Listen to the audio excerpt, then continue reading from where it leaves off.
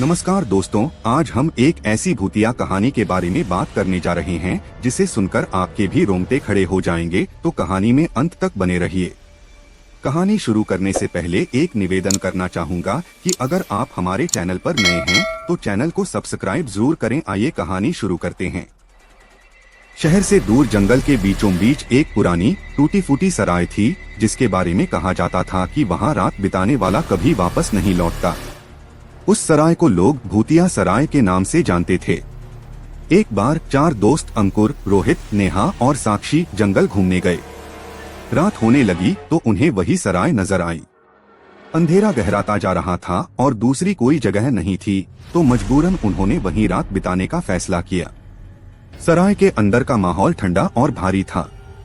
लकड़ी के फर्श से चलने पर चरमराहट की आवाजें आती थीं। दीवारों पर धुंधले खून के निशान और अजीब सी गंध थी। सराय के मालिक, एक बूढ़ा आदमी, अजीब निगाहों से उन्हें देख रहा था।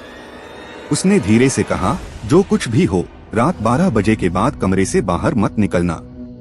चारों ने इसे अंधविश्वास मानकर हंसी में उड़ा दिया। खाने के बाद वे अपने कमरे में चले गए। समय बीतता गया।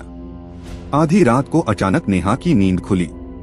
उसे किसी के रोने की आवाज सुनाई दी। आवाज धीरे धीरे तेज होती जा रही थी। डर के बावजूद उसने बाहर झांकने की हिम्मत की। उसने देखा, एक सफेद साड़ी पहने औरत सराय के हॉल में खड़ी थी, लेकिन उसके पैर उल्टे थे।